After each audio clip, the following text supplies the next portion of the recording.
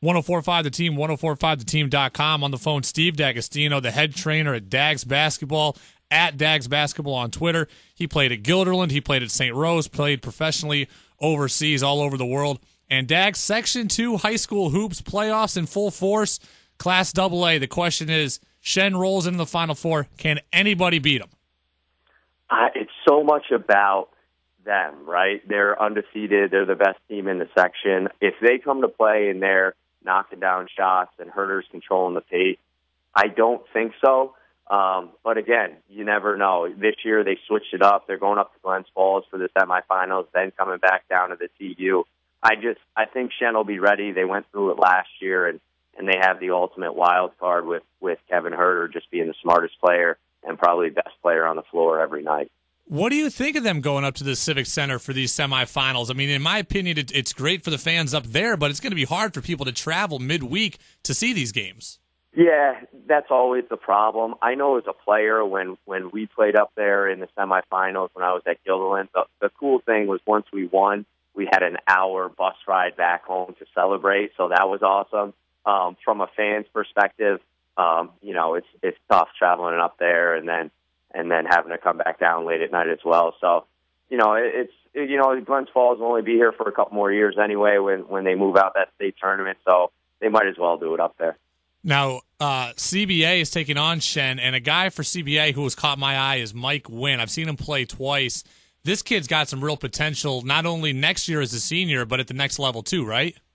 Yeah, absolutely, and we've worked with Mike a little bit too. He's got a lot of things to work on. He's having another great year. Last year he was great as a sophomore. He built on that and is having another great year.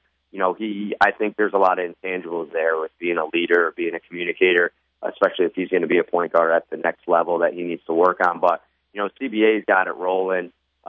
Between him, Seymour, Schultz, they got a nice core of guys that have been through the fire as well. So, Shen and CBA, I don't think they like each other too much. So I think both teams are going to come out really wanting to rip the other's head off. Steve D'Agostino, head trainer at Dags Basketball. Follow him on Twitter at Dags Basketball. And Dags, I saw CBA play Shen back in December, and Shen was up like 26-2 at the end of the first quarter. CBA has come a long way since then. Are they going to be in this game? Again, you never know. Domel's been he's won how many sectional championships, so I think he'll have them ready. I think it's a situation where I think Shen's going to come out ready, and when they're on their game, I think it's going to be tough for any team to stay with them.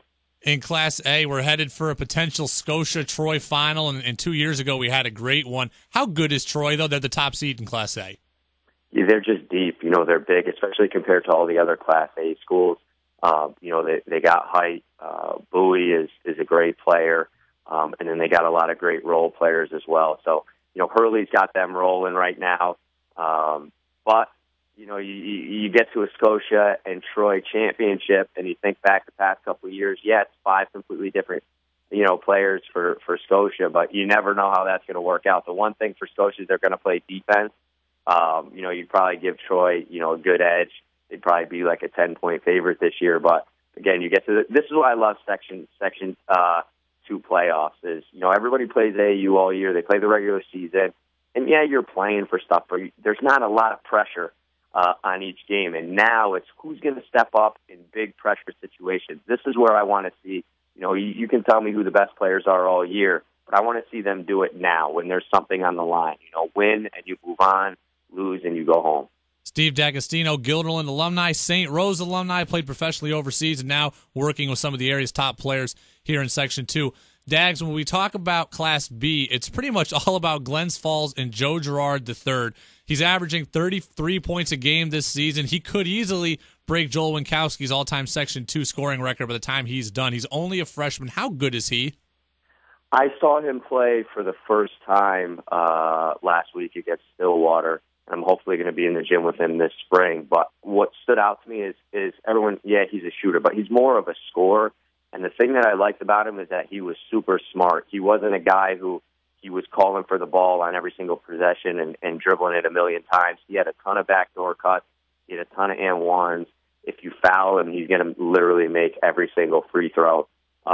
It'll be interesting to see them play Shelmont.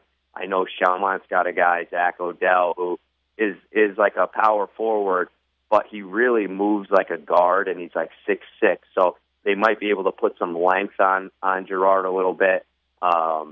And they have a lot of good players who made it to the championship game last year. So that'll be a very, very interesting matchup to see how they defend Girard. Dags, I'm not sure if you get a chance to see much Class D or small school action, but we don't talk about it enough. And we've got a matchup, Argyle and Fort Anne. Fort Anne, I believe, number 1 in the state, was undefeated through the regular season. And then Argyle's got Kobe Lufkin, who's also averaging over 30 points a game. Have you seen any of those teams?